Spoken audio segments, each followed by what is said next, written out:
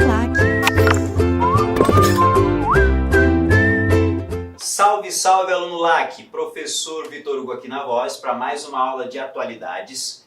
Continuando a nossa sequência diária de atualidades, falando sobre temas do mundo atual relevantes aí para concursos de vestibulares. Temos aqui hoje uma questão que tem levantado algumas polêmicas recentemente. Eu gosto muito da ideia de que a gente possa trabalhar temas que a gente está vendo acontecer aí no mundo contemporâneo, ajuda na análise, que a gente tenha visto notícia, que a gente tenha visto algum fato recente relacionado a esse tema. E esse é um desses que tem ocorrido ultimamente na mídia aí, notícias sobre se existe ou não, né, a possibilidade de alguém ser favorecido em uma fila de doação de órgãos. Então essa questão levantou polêmicas, tanto na internet como na sociedade em geral, mas abriu a possibilidade de discussão. Muita gente passou a entender e a conhecer um pouquinho mais sobre o assunto e até a discutir sobre a possibilidade, por que não? Porque até, inclusive, um dos principais problemas que nós vamos discutir em relação à doação de órgãos é a dificuldade que nós temos de lidar com a ideia da morte, com essa dificuldade, quase um tabu social que existe da gente conversar sobre isso. E falar sobre doação de órgãos, nós vamos ver, implica intrinsecamente nessa questão, de que aquele que tem já uma plena consciência de que quer ser doador, que ele pode fazer essa conversa francamente, mas não é uma conversa muito fácil. Então, é importante que a gente entenda esse assunto até para que no final da aula você comece a decidir se você vai ou não ser o doador de órgãos. Então, é uma aula que é positiva nesse sentido. Ela consegue fazer você pensar no mundo atual como alguém que está, como indivíduo, tendo que decidir no mundo atual sobre essa questão. Ok? Então, vamos lá para a nossa aula. Doação de órgãos. Nós vamos falar, claro, desmistificando e tirando um pouquinho do que é o tabu sobre essa questão. Primeiro, nós precisamos entender por definição o que caracteriza a doação de órgãos e depois vamos entender quais são os critérios para que ocorra a doação e depois quais são os fatores que dificultam isso avançar, já que é tão importante essa medida e, ao mesmo tempo, é importante considerar também que o nosso sistema é um dos sistemas mais completos em relação a esse serviço. Ou seja, no Brasil existe um serviço mais completo, considerado o mais completo do mundo em relação ao transporte de órgãos em diversas escalas. Então nós vamos falar primeiro sobre a definição. A doação de órgãos de pessoas falecidas somente acontecerá após a confirmação do diagnóstico da morte encefálica. Então o primeiro ponto que a gente começa aqui é que para a doação de sangue existe um conceito de morte. Por mais que existam crenças, existam divergências, existe aqui um conceito que é com base mais na questão científica do conceito de morte mesmo. Então, por mais que existam órgãos funcionando, é decretada a morte quando não há mais função cerebral, quando é determinada por um médico que não há mais função cerebral e não há mais a possibilidade de retorno. Então, ali de fato está consumado o que a gente chama de morte, clinicamente falando. Então, o processo de doação de órgão ele começa a partir dessa determinação, de que ocorreu de fato a morte cefálica. Geralmente, são pessoas que sofreram um acidente que provocou o traumatismo craniano. Então, é muito mais comum que a morte cefálica com os órgãos intactos ocorra em pessoas que morreram por um trauma na cabeça. Então, um acidente de moto, quedas ou sofreram um acidente vascular cerebral. Então, é nesses casos e muitas vezes que se decreta somente a morte cefálica, pode ser que o coração esteja batendo, os órgãos funcionando, mas aí é uma questão de que a doação é mais assegurada, porque de fato os órgãos, ele não morreu por uma falência dos órgãos. Existem muitos casos em que a morte é por uma falência múltipla dos órgãos, ou seja, nem todo órgão estaria apto a ser doado, porque alguns deles é que provocaram inclusive a morte. No caso da morte por traumatismo não, é muito possível que os órgãos estejam aptos a serem doados, e é nesse caso que se avalia clinicamente, qual é a possibilidade de doação e a compatibilidade. Então, o que pode ser doado? Dentro desse ponto de vista, tem vários órgãos que podem ser doados pelo ser humano. Córnea, coração, pulmão, pâncreas, osso, medula óssea, fígado, rins e pele. Então, todos esses órgãos podem ser doados pelo ser humano. Então, um ser humano que doa, que decide ser doador, ele pode salvar até 8 vidas, dependendo do estado dos seus órgãos. Então é um fator muito interessante de se pensar o quanto essa medida pode ampliar a vida de milhares de pessoas. Existe, nós vamos falar daqui a pouco, uma fila imensa de pessoas, ao mesmo tempo que existem milhões de outras que a família opta por não ser doadora. Okay? Além disso, nós temos alguns órgãos que podem ser doados em vida. Alguns órgãos podem ser doados ainda vivo. Como o exemplo do rim. Apesar de termos 2 rins, né, o nosso organismo funciona muito bem como um só, então nós conseguimos ter a possibilidade em vida ainda, sendo compatível, de doar um dos rins. O pulmão também. O pulmão, por mais que ele seja fundamental para o funcionamento do sistema respiratório, ele consegue manter a oxigenação do corpo somente com o lado do pulmão. Então é possível também em vida doar um dos seus pulmões. O fígado, ele é um órgão que se regenera. Então nós temos aqui o poder de regeneração no fígado, então até 4 centímetros do fígado eu posso retirar, oferecer como doação. Então que esse fígado, em pouco tempo ali, cerca de meses, ele retorna ao seu tamanho original. E também temos a possibilidade de doação da medula óssea. A medula óssea também pode ser doada em vida e ela também tem uma recuperação em média de 15 dias, você já tem de volta toda a produção da medula óssea que você tinha antes da doação. Então, esses casos aqui você pode ainda em vida, né, decidir ajudar outra pessoa e ajudar alguém a viver melhor. Claro, para acontecer a doação é um procedimento muito complexo. Então existem etapas desse processo que devem ser respeitadas e que a gente tem que entender para saber como ocorre a doação de órgãos. Primeiro de tudo, como nós vimos, tem que acontecer o diagnóstico da morte cerebral. Então o primeiro passo é um teste como eletroencefalograma ou angiografia cerebral, que vai aí sim determinar com certeza e precisão, né, que há uma morte cefálica, de fato a partir daí começa esse procedimento, porque de fato ele não pode demorar muito se for ocorrer o procedimento da doação e da retirada dos órgãos. Segundo ponto, e o mais crítico, o mais sensível, e o mais difícil, e o ponto que acaba colocando uma barreira, é a autorização da família. Aqui um ponto que pesa, porque de fato, como eu disse, nós ainda não encaramos muito facilmente essa discussão no seio familiar. E isso acaba levando a uma situação de que a maioria dos doadores não manifestarão em vida a sua vontade de doar. E aí, claro, diante da lei atual, fica a cargo da família decidir se vai ou não doar os órgãos de seus entes queridos. E aqui nós temos uma série de desinformações que a dificultam, além do fato que a gente tem que considerar do trauma que essa família está vivendo naquele momento. Não é fácil fazer uma conversa sobre decidir ou não a doação dos órgãos do seu ente querido exatamente no momento da notícia da perca. Não é fácil para o médico, né? E é justamente por isso que se orienta a ter uma assistente social ou uma psicóloga auxiliando nessa conversa, e geralmente não é todo lugar que é possível ter, mas porque esse momento é crucial, decisivo e muito difícil. Porque, de fato, somente o familiar pode autorizar essa doação. Nós temos, como nós vamos ver agora à frente, órgãos que com poucas horas se deterioram e não podem mais ser doados, ou seja, essa decisão tem que ser tomada na hora.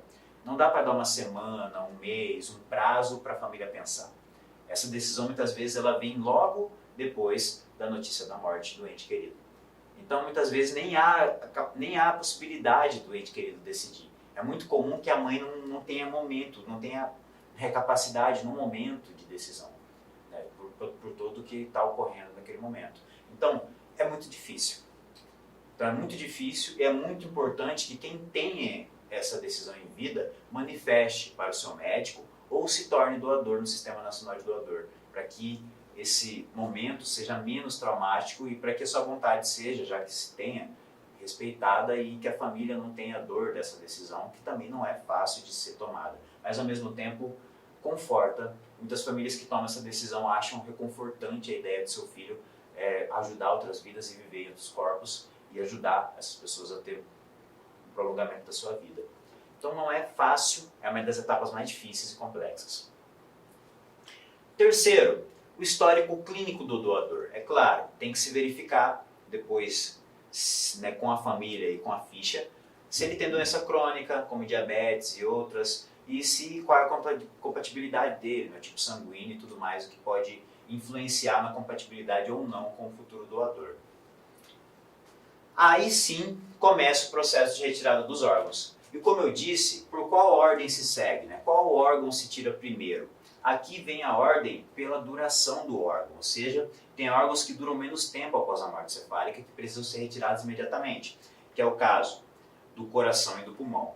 O coração e o pulmão duram em média de 4 a 6 horas após a morte cefálica. Então, é necessário que esses órgãos sejam retirados primeiro, com muita urgência e cuidado, mas que eles sejam os primeiros. E depois vem as córneas e os ossos, onde dura mais tempo, duram meses, no caso dos ossos duram-se anos, então da medula óssea.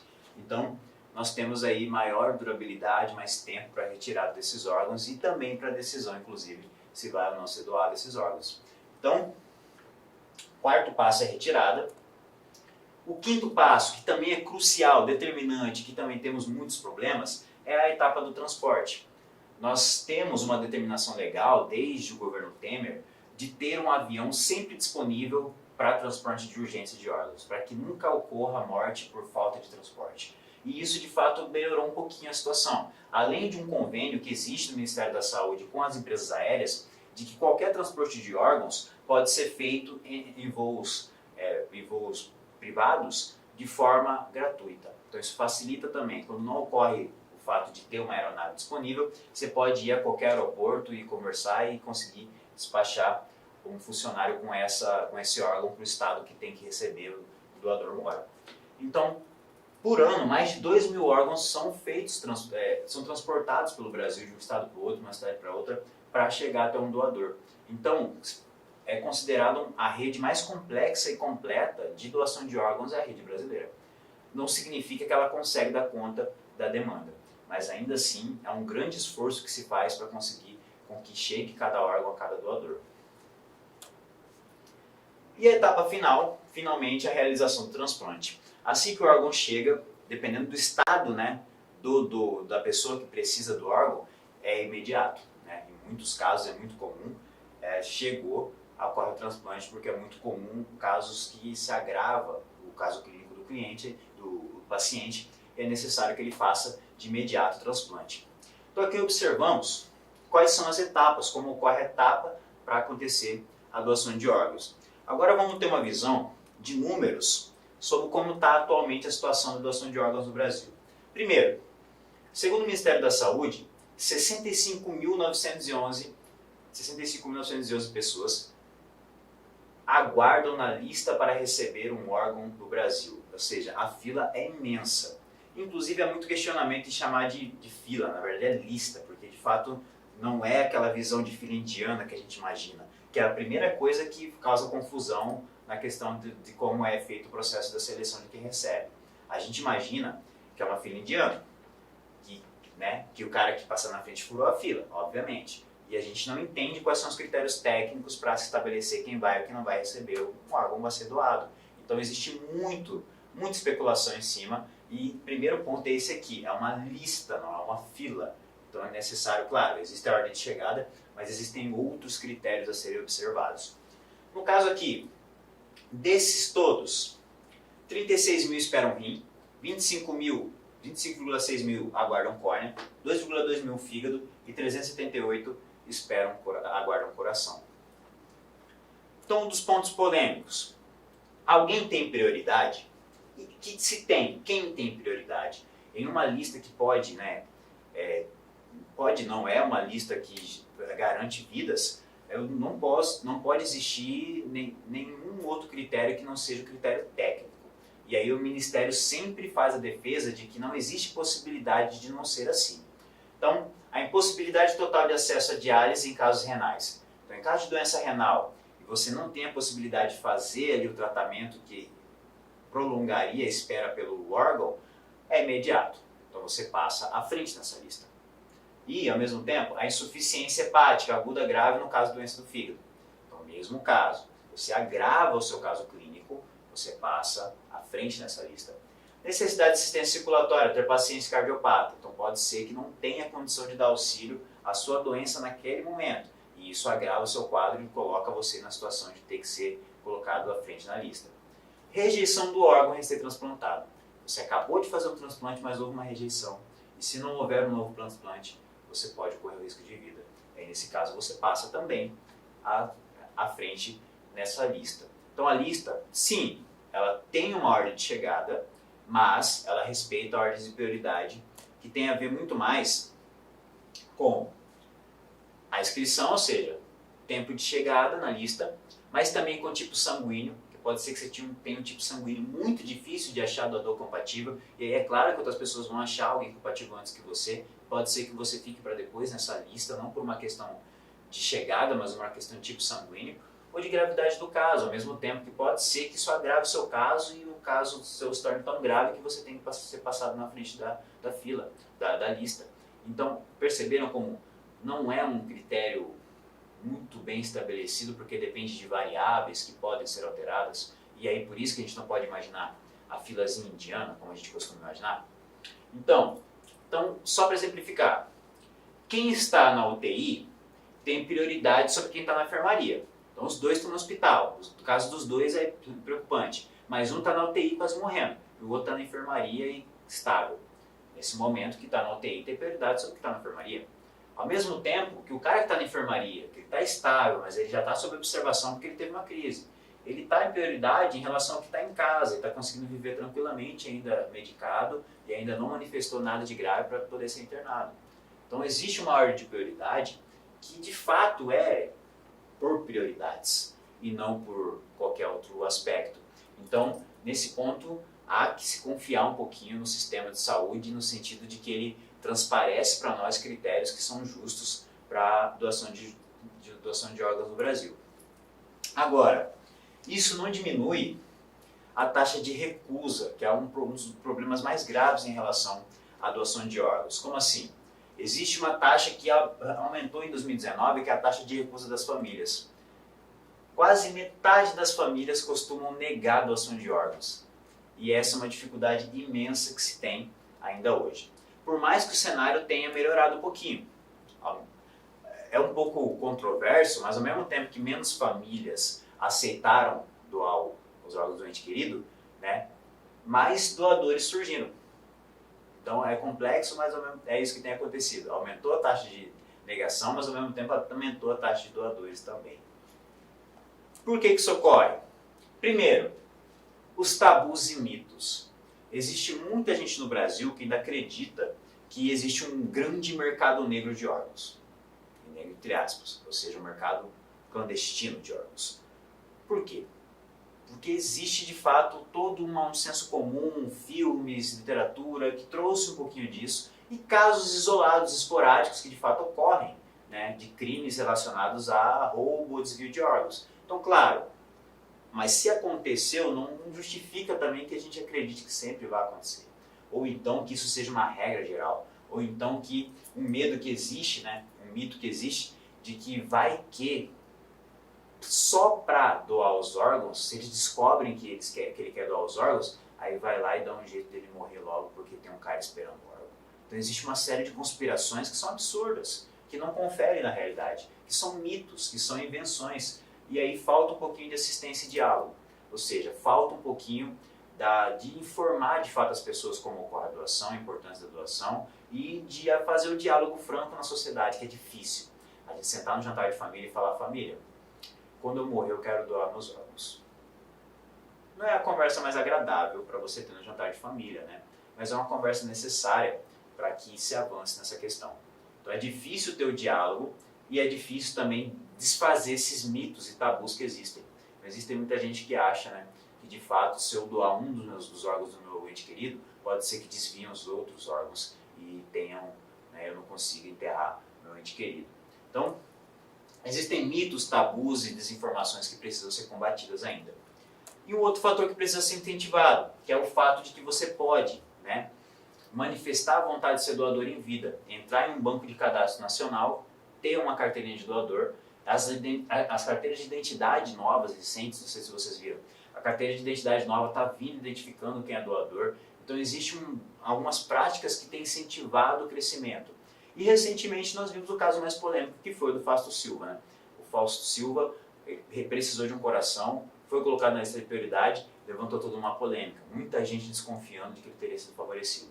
Quando a gente para analisar, entende como é que é o critério, entende-se que de fato não é porque ele é o Fausto Silva, é porque o quadro dele se agravou. E quando o caso dele se agravou, é aquela ordem de prioridade que a gente acabou de discutir. Ele foi colocado à frente porque de fato ele estava correndo risco de vida. E aí você não está analisando quem é. Para o médico, que tem um código de ética, ele tem que fazer o que é o ético, salvar vidas. Naquele momento era dele, tinha que ser salvo, por isso ele foi colocado como prioridade. Então temos que entender isso e desmistificar, porque nós estamos falando de um mecanismo de salvar vidas. Então temos que ter muita responsabilidade. Assim como podemos ter em vida a responsabilidade de tomar essa decisão.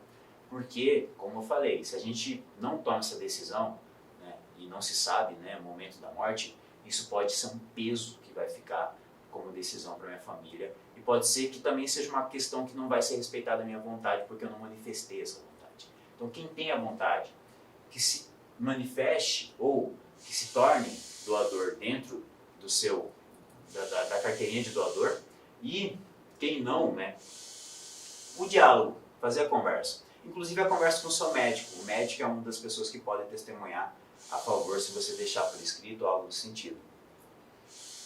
Proposta de intervenção, ou seja, como é que eu posso fazer então para intervir diante disso, né? Um problema social, e eu posso intervir de que forma? De que forma eu posso minimizar essa questão? Primeiro, quando eu parto para uma proposta de intervenção, eu tenho que sempre estabelecer uma relação seguinte: o que pode ser feito, quem pode fazer, quando pode ser feito e como pode ser feito. É uma suposição, mas é uma proposta de intervenção, de como eu posso minimizar essa questão. Então, como é que eu posso fazer? Política pública, ou seja, tem que ter políticas que incentivem, que dê estrutura e que dê recurso para melhorar a estrutura, a condição e a divulgação da doação de órgãos. Quem deve fazer? O Estado, por um período de 10 anos. Como deve fazer? Por meio de um projeto de lei. A característica do projeto de lei é meio que um argumento coringa que eu estou entregando aqui para vocês. Porque quase toda mudança social tem que passar pelo Estado e tem que ser feito por um projeto de lei. Então é um argumento meio que coringa para diversas questões sociais que você pode propor. Claro, não em todo caso, mas em muitas você pode ter aqui o que, quem, quando, como, tendo sempre o que, uma política pública, e como um projeto de lei. Além do que, quais os problemas esse projeto de lei tem que resolver? Isso tem que apontar. Infraestrutura do hospital, ou seja, ainda falta sim estrutura para dar condição para ter os transplantes. Mais informação em campanha, tem que desmistificar e acabar com esse tabu de que você pode perder os órgãos do seu ente se você doar. Canais de diálogo entre o poder público e especialistas médicos, ou seja, tem que colocar os especialistas para falar sobre esse assunto com a sociedade. Aumentar o valor investido em saúde, né? Nós podemos aumentar o investimento e com isso melhorar a estrutura. E o debate sobre o assunto nas escolas, ou seja, desmistificar mesmo nesse sentido, de que é um assunto que de fato tem que ser ensinado desde a infância. De fato você tem que entender que qualquer membro da sociedade pode precisar de um órgão, ao mesmo tempo que qualquer membro da sociedade pode ser um doador de órgão. Desmistificar isso, colocar mais a intenção da ajuda e da solidariedade do que a desconfiança e o medo do golpe ou da fraude. Né? Fortalecer isso seria fortalecer uma grande ação de fortalecimento da garantia do maior direito fundamental, que é a vida. Né? Então, fundamental que você saia dessa aula pensando na possibilidade ou não de fazer essa conversa franca com seus entes queridos, ok? Fica aqui mais uma aula para vocês, espero que tenham entendido essa questão atual, polêmica atual importante de atualidades, e fico aqui, até a próxima aula. Clique like.